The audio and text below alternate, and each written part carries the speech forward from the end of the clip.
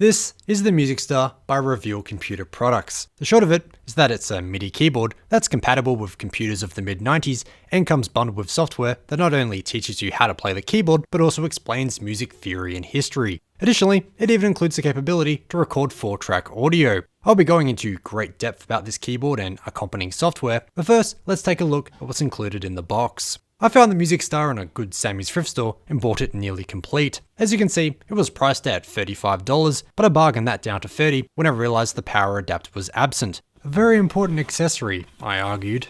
Otherwise, just about everything else was here. Crack it open and you'll find the warranty card, the instruction manual, which while black and white is quite meaty and includes plenty of images, the software on CD-ROM, and it should be noted that this also originally came on floppy disk too, and is the other item missing from the box, the keyboard itself in excellent cosmetic condition and functioning order, and lastly, a mini cable that goes from a 15-pin serial plug to a 5-pin DIN. It also has a socket for a joystick, since this cable takes up the socket on your computer that traditionally would have been used by a joystick at the time. Lastly, to power it on, requires a 9V DC center positive power adapter, which, luckily, is quite easy to find a replacement of. Here, I'm using a 1.7 amp adapter, that's actually for my Mega Drive, and it works fine. Before we get it going though, let's first have a look at Reveal Computer Products and the launch of the MusicStar. While a reasonable sized company in the 90s, there isn't a whole lot on the internet about them, not even a Wikipedia entry. But from my research, they appeared to sell mostly audio and optical products, although we're a jack of all trades, this cheesy promotional and instructional video I found is of any indication. Plus many other exciting products. And Reveal makes them all easy to install. Check out the entire line soon.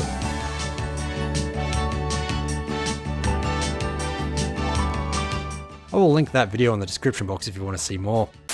Additionally, a Los Angeles Time article from January 1995 claims Reveal was, and I quote, a PC accessory sibling to Packard Bell. Although I couldn't find any further information backing this up. However, in that instructional video I just referenced, the dude is installing a CD-ROM drive into a Packard Bell, so take that as you will. Anyway, since it was difficult to find information about Reveal, you can imagine what it was like for the MusicStar. It is well represented on the web, yes. However, most search results were of auctions selling the thing, or very basic information pages that didn't provide much more than what was listed on the box. The Internet Archive and Google Books came to the rescue at this point, as I was able to find some original articles in computer magazines from 1995. My original reference time came from the back of the instruction manual, as it lists its print date as October 11th, 1994. But the first press I found was from January and March 1995. Those articles divulge that it sold for £199 in the UK and $99 in the US. They also give a sales figure of 20,000 units sold in its first month on the market, a fairly impressive number for sure, and a clue as to why so many of them are for sale on the internet. The last bit of press I found is from the October of the same year, and that still listed it as $99. So we know it sold for the entirety of 1995 at the very least, although, almost like Reveal itself, I was unable to find any later information. But we'll look closer at that later in the video. The required specs of the keyboard and software are quite low, and as you can imagine, mostly rely on the quality of your sound card. But even then, that only needs to be MIDI compatible. Otherwise, at the very minimum, it requires an IBM compatible 386 processor, Super VGA color graphics, 4MB of RAM, and either Windows 3.1 or DOS version 5. I actually set this up on my Windows XP machine since it had the right port in the motherboard, and I had no compatibility issues with either the software or the drivers for the keyboard. It ran and installed no worries. I haven't, however, tried this on a more modern machine since I don't have a serial to USB converter on hand, so I couldn't comment on that. Installation of the keyboard is otherwise quite straightforward. Plug in the power adapter and the DIN plug, and then plug the serial into the computer.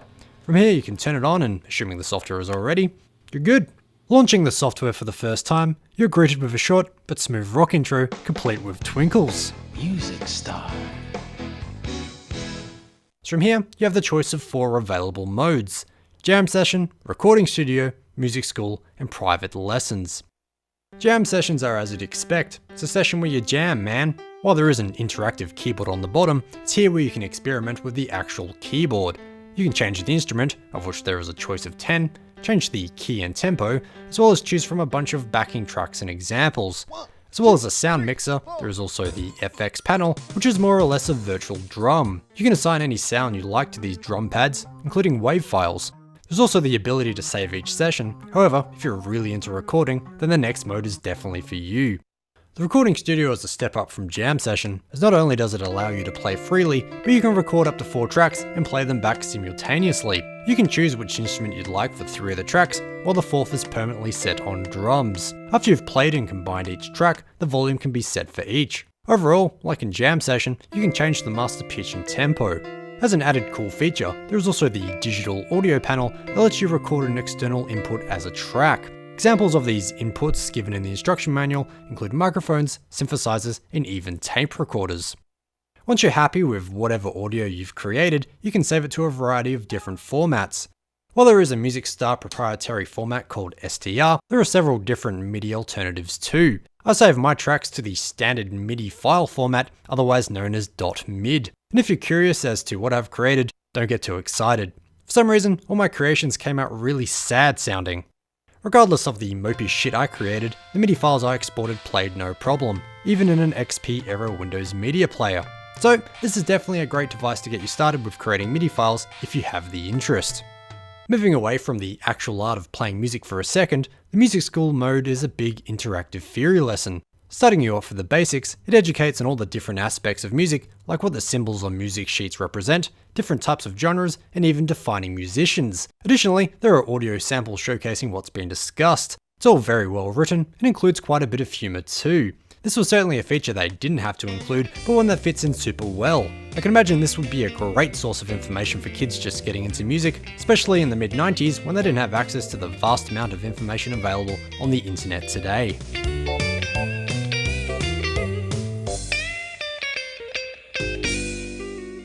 What is undoubtedly the best part of the software, however, is the private lessons mode. Split into 5 levels, each level has 5 lessons that take you through various nursery rhymes and royalty-free songs that gradually get more difficult. Each level starts off with a small introductory and relevant music theory section too, meaning you can learn as you go about what's important in that particular lesson, as opposed to going full study mode in the music school section of the software. After that, you're taken section by section through a song. For each section, you can first have it played to you to hear how it should sound,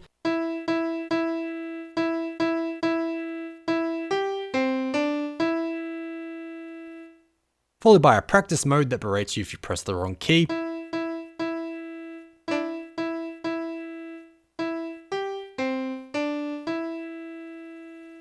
once you're confident that you can play it without embarrassing yourself, the software will test you.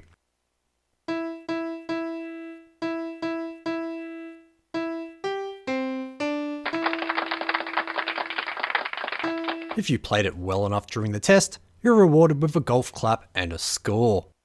After each section of the songs have been taught, there is a final screen for that song that lets you play it all together. Here, you can hear a full example or practice, but once you hit that perform button, you're prompted to play the whole thing in time with backing audio and all.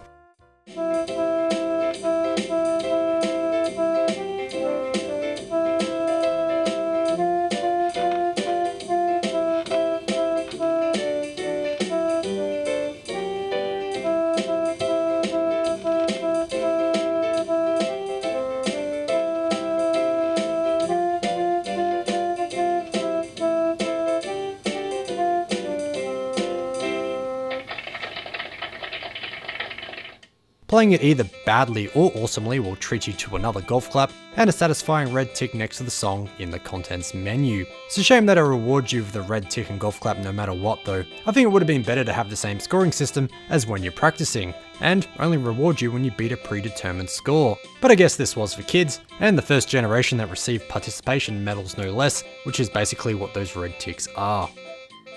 You may or may not be wondering what my background in music is, since I can so expertly play jingle bells after using this tutorial software, and the answer is not much. Okay, I was a weird band kid for 3 years during school playing the flute of all things, but I sucked pretty bad at that and dropped it when I was 13. Later, at about age 16, I endured 6 months of guitar lessons when I was desperately trying to be cool, but I sucked at that as well and gave up when I realized I would never play like Cobain. However, I did mess around on my dad's 1986 Casio MT800 from time to time in my formative years, although I never had any lessons or anything for that, it was just a bit of fun. My dad actually still has that complete in box under his spare bed, so you might see it in a retro unrelated video at some point. Regardless, my point is that I'm no 8-bit keys, and that my knowledge and skill when it comes to playing music was quite minimal before I discovered the MusicStar. The software does have some merit, even if to only play nursery rhymes. So yeah, impress your friends. The build quality of the keyboard isn't too bad. I mean, sure, it's plasticky and cheap feeling, but hey, it works. And not like it was stupidly expensive either. If I were to have any complaints, it'd be that the keys felt too sensitive. Only slightly touching them will set them off, and since it's quite a small keyboard, this happened regularly. However, it would be safe to assume that this was designed with children in mind who naturally have small hands. So, let's talk again about Reveal. As I alluded to before, it did not make it out of the 90s. Trouble seems to have begun as early as October 1995, coincidentally when the last magazine review I found was published. Creative Technology had plans in that month to acquire Reveal for $65 million. However, investors had a sad about the merger because of debt, management resources, and who knows what else. So, Creative pulled out of the deal. Seemingly, Reveal was counting on this deal to solve any woes it might have had, because on the 8th of October 1996, it filed for Chapter 7 bankruptcy. Sadly, there aren't any captures of their website from when they were active. The earliest is from February 1997, and all that shows is a message informing you that they are indeed bankrupt and that you'll have to pay a third party for any technical support.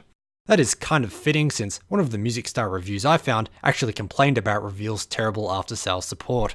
Regardless, the last capture showing the Reveal logo was from August 1999.